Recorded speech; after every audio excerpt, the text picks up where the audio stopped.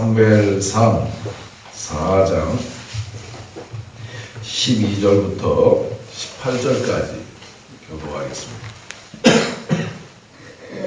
사무엘상 4장 12절로 18절, 제가 먼저 12절을 공부합니다. 당일에 어떤 베냐민 사람이 진영에서 달려나와 자기의 옷을 찢고 자기의 머리에 티끌을 덮어쓰고 실로에 이르니라. 그가 이스라엘의 길로 자기의 의지하여 나라를 가리며 그의 마음이 하나님의 경험을 말미암아 떨림을 짓으며 그 사람이 성소에 들어오며 온 성소에 부르짖는지라. 엘리가 그 부르짖는 소리를 듣고 이르되 이 떠드는 소리는 어찌 됨이냐. 그 사람이 빨리 가서 엘리에게 말하니 그때 엘리야가 시작하였으나 그의 눈을 어두워서 보지 못하더라. 그 사람이 엘리에게 말하되 나는 진중에서 나온 자라. 내가 오늘 진중에서 도망하여 왔나이다. 엘리가 이르되 내 아들아 일이 어떻게 되었느냐. 소식을 전하는 자가 대답하여 이르되 이스라엘의 주에서 사람이 도망하였고 백성 중에는 큰 사륙이 있었고 당신의 저와 그를 우리가 만날 수 없는 일을 하고 하나님이 그를 같이 할게요. 하나님의 길을 말할 때에 엘리가 자기 의자에서 뒤로 넘어져 문 곁에서 목이 부러져 죽었으니 나이가 많고 기이한 가난이라. 그가 이스라엘 사사가 된 지 40년이었더라. 아멘. 어제 말씀 이어서 그 4장 말씀을 함께 나누려고 합니다. 우리가 이제 배경을 어제 말씀을 좀 살펴보았는데 블레셋과 이스라엘이 전쟁을 하게 되었다. 이 전쟁은 블레셋을 통하여 이스라엘의 백성들을 다루시는 하나님이 일으키신 전쟁이었다. 그 핵심 포인트는 이제 사사 시대가 물러가고 새로운 왕정 시대로 옮겨가는 그러한 즈음에 사무엘을 새롭게 등장시키는 그러한 이 시대의 어떤 새로운 모습을 하나님 만들어 가시기 위한 하나님의 계획하심이 있었다라는 것 말씀을 드렸습니다.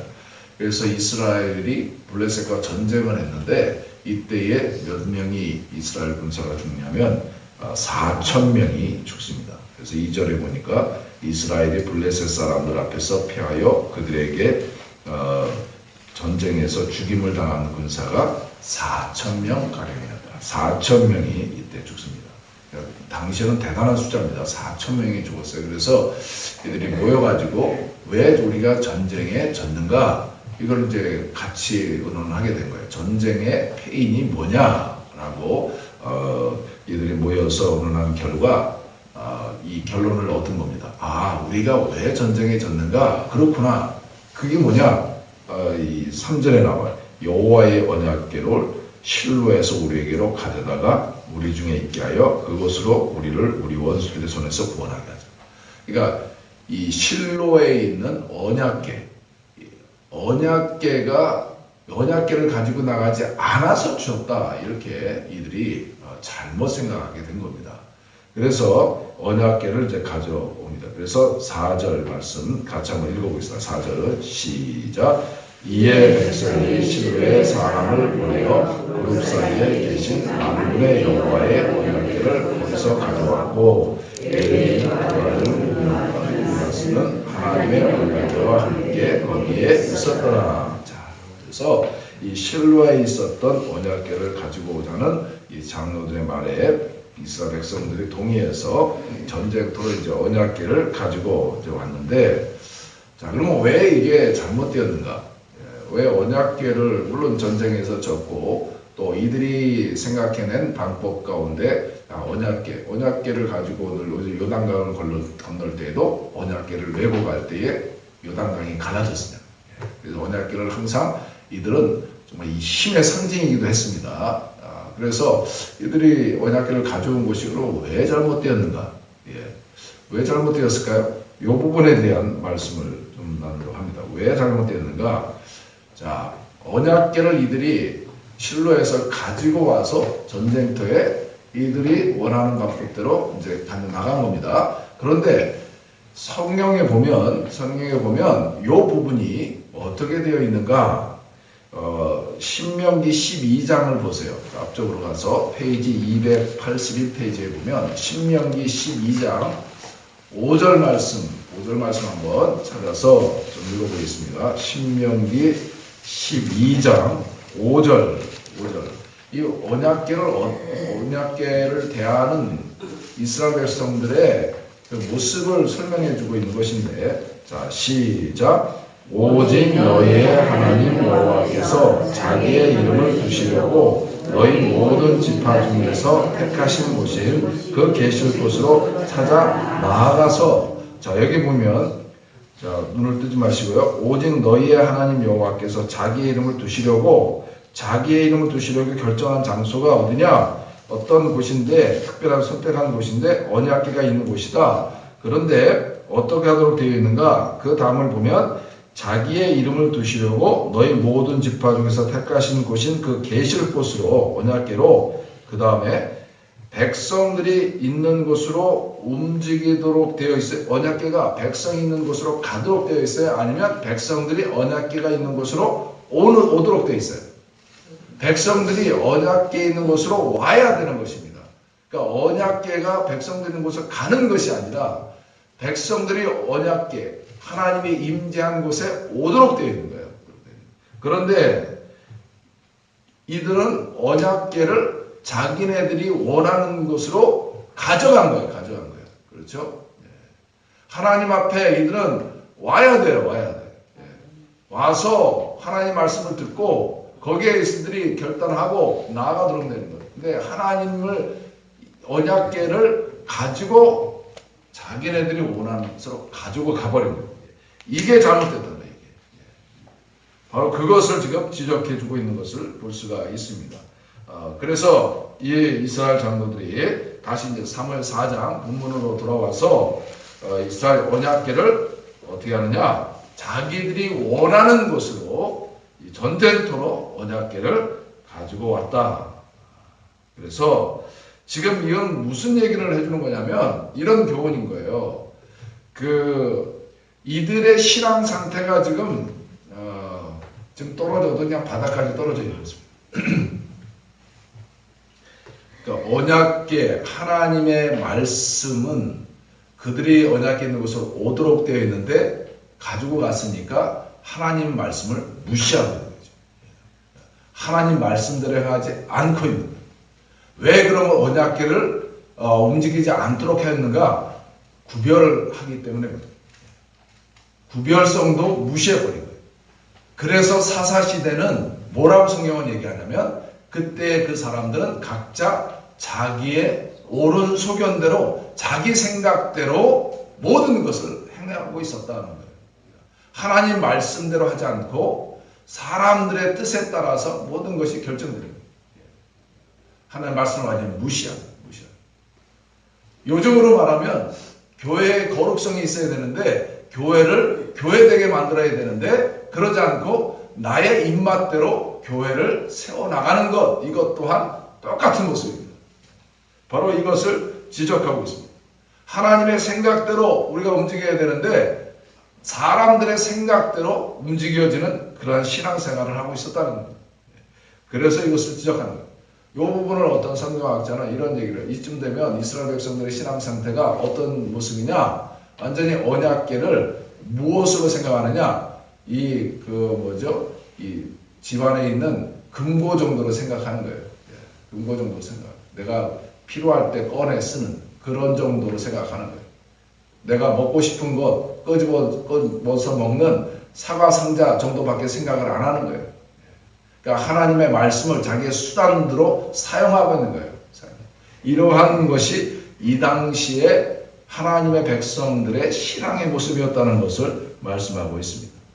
그래서 이 결과가 어떻게 되는가? 4장에서 결론적으로 뭐냐? 엘리 가문을 통하여 그 모습을 우리에게 교훈해주고 있는데 이가봇은 하나님의 영광이 떠났다라고 하는 그런 뜻인데 바로 이 엘리의 가문이 하나님의 영광이 떠나버리는 그러한 거죠. 그래서 그 두 아들이 전쟁터에서 죽고 또한 그 소식을 듣고 엘리 제사장까지 목이 부러져 죽고 완전히 가문이 그냥 멸망당하는 거예요. 끝장나버리는, 상당히 무서운 얘기입니다. 하나님의 영광이 떠나버리면 뭐의 결론은 끝장난다. 이러한 모습을 우리에게 보여주고 있는 것을 말씀합니다. 그렇기 때문에 우리가 하나님을 섬기는 것을 내가 수단으로 생각합니다. 내가 원하는 대로 한다. 말씀을 내가 받았으면 말씀대로 내가 맞춰가야 되는데 그러지 않고 말씀을 내가 원하는 대로 끌고 옵니다. 바로 그것을 우리에게 지적해주고 있습니다. 자, 10절과 본문 사무엘상 4장으로 들어가서 10절과 11절에 있는 말씀을 또 한번 읽도록 하겠습니다. 자, 시작. 블레셋 사람들이 쳤더니 이스라엘이 패하여 각기 장막으로 도망하였고 살육이 심히 커서 이스라엘 보병에 엎드린 자가 3만 명이 있으며 하나님의 괴는 빼앗겼고 엘리의 두 아들 홀과 비느하스는 죽임을 당하였더라. 자, 이 언약궤만 돌아오면 모든 것이 다 잘 되을 줄 알았는데 오히려 더 어려워졌어요. 그렇죠?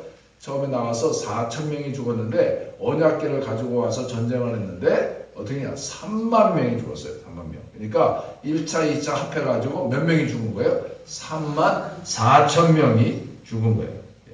또 여기서 보면 3만 4천 명 죽은 것, 군사들 죽은 것뿐만 아니라 비느하스, 제사장 역할했던 홈리와 비느하스마저도 죽은 거예요. 그러니까 예배가 사라져버린 거예요. 또 세 번째 하나는 더 중요한 것은 하나님의 임재의 상징인 언약궤를 이방인들에게 빼앗겨 버렸어요. 말씀이 없는 세상이 되어버립니다. 이 세 가지의 상실을 경험하게 됩니다. 그러니까 우리의 잘못된 신앙의 모습이 이렇게 엄청난 결과를 가져오게 된다는 것을 성경 우리에게 가르쳐주고 있습니다. 이 얘기하고 이제 오늘 말씀을 정리해 보겠는데, 여러분 언약궤가 뭐예요?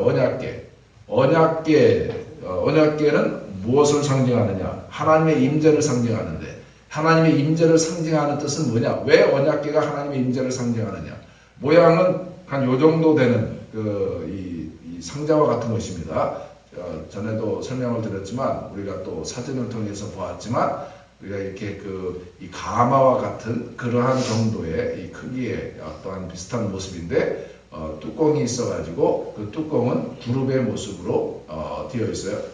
그래서 이 언약궤는 어디에 놓여져 있느냐? 성막 안에 성소와 지성소가 있는데 지성소 안에 들어있는 이 언약궤. 그래서 대제사장이 그 양을 잡아 각을 뜨고 또 태우고 또한 그 피를 가지고 지성소로 들어와서 이 언약궤 위에 그 뚜껑 있는데 이것을 속죄소라고 합니다. 시운자라고도 얘기하는데 거기에 피를 뿌림으로 말미암아 그가 가지고 온 그 양으로 인하여서 내 죄가 대신 그 양이 죽음으로 인하여 내 죄가 사해지고 그러니까 하나님의 피 뿌림을 통하여서 내가 모든 죄가 사함을 받는다라고 하는 그러한 뜻이 있어요.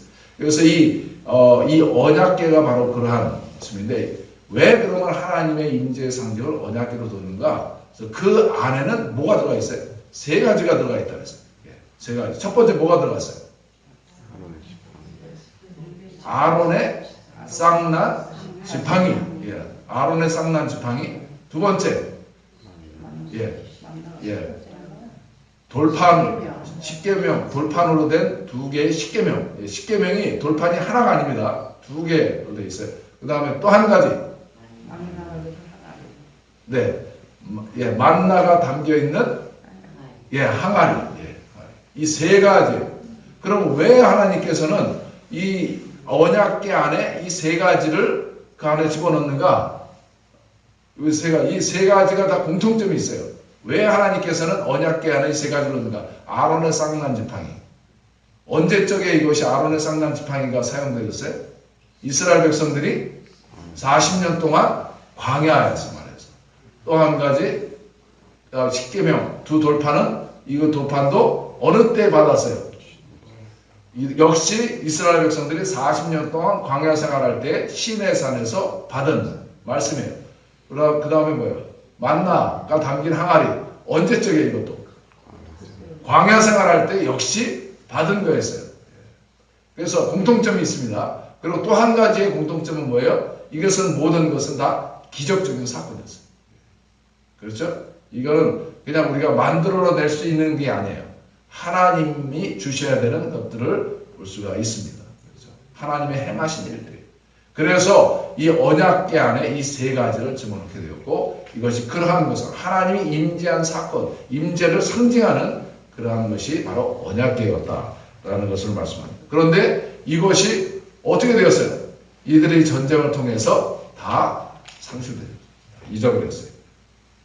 자, 그래서 그 결과가 어떻게 되는가? 13절 말씀을 보세요. 13절 시작. 그가 이르되 내가 자기의 그의 앞에 있다가 기다리며 그의 아버님이 하나님의 궤로 말미암아 떨릴지어다. 그 사람이 성읍에 들어오며 아님에 온 성문이 그어지는. 그가 그 사람이 누구냐면 전쟁터에 나갔던 그 군인이에요. 그런데 이제 엘리가 기다리는 거예요. 그 소식을 기다리고 있는데 엘리는 벌써 아는 거야. 아는 거야. 지금 이게 좀 어떤 결과가 올 거라는 걸 아마 이미 엘리 제사장은 알고 있었던 것 같아요. 떨림을 가지고 있었던 것 같아요. 예. 곧 심판이 올 거라는 것을 엘리는 아마 알고 있었다라는 것을 봤어요. 자, 18절까지 읽고 오늘 말씀을 마치겠습니다. 시작. 하나님의 궤를 바를 때에 엘리가 자기 의자에서 뒤로 넘어져 문 곁에서 목이 부러져 죽었으니 나이가 많고 비대한 가랑이라. 그가 이스라엘의 사사가 된 지 40년이었다. 예.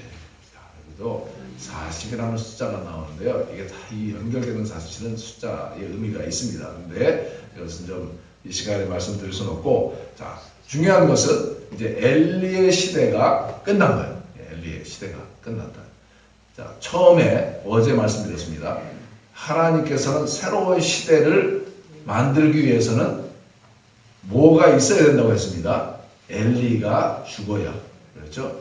옛것이 지나가야 새 것이 오듯이, 그런 중 누구든지 그리스도 안에 있으면 새로운 피조물이라. 이전 것은 지나가야 새 것이 되었도다. 마찬가지예요. 그러니까 우리가 옛 것을 다 지나고 새 것이 오게 합니다. 그래서 여기에서도 마찬가지예요. 엘리가 죽어야 사무엘 시대가 열려지게 되는 것. 바로 그것을 위해서 오늘 이 4장 말씀, 4장, 5장, 6장을 통해서 계속해서 되어지는 이런 말씀인데, 그러면 이제 사무엘이 나타나게 되는데, 사무엘의 시대는 언제부터 시작되느냐? 이제 7장에 가서 비로소 새로운 시대가 열리게 되는데, 그곳이 사무엘이 새로운 시대가 일어나는 장소가 있습니다. 그 장소가 어디에서 일어났냐? 미스바라는 곳에서 시작이 됩니다. 미스바. 그래서 이 미스바가 새로운 시대의 어떤 부흥의 어떤 게 아이콘이 돼요.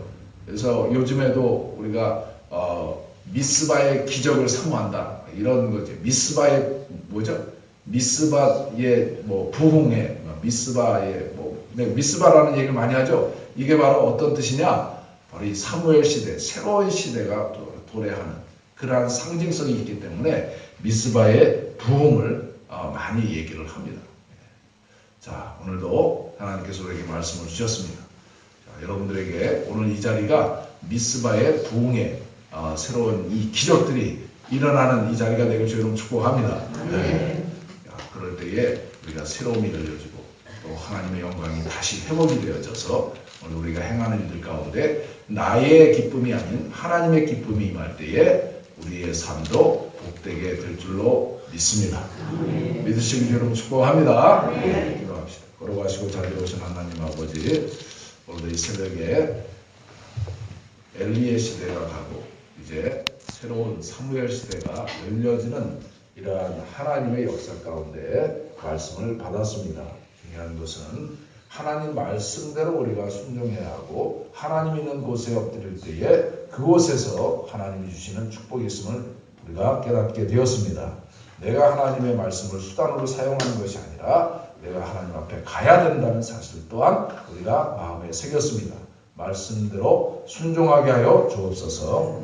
그래서 이 시대를 밝혀내고 새로운 하나님의 세대를 열어갈 수 있는 믿음의 발걸음을 삼아주셔서 오늘도 주의 영광을 높이게 하여 주옵소서. 예수님의 이름으로 기도하옵나이다. 아멘.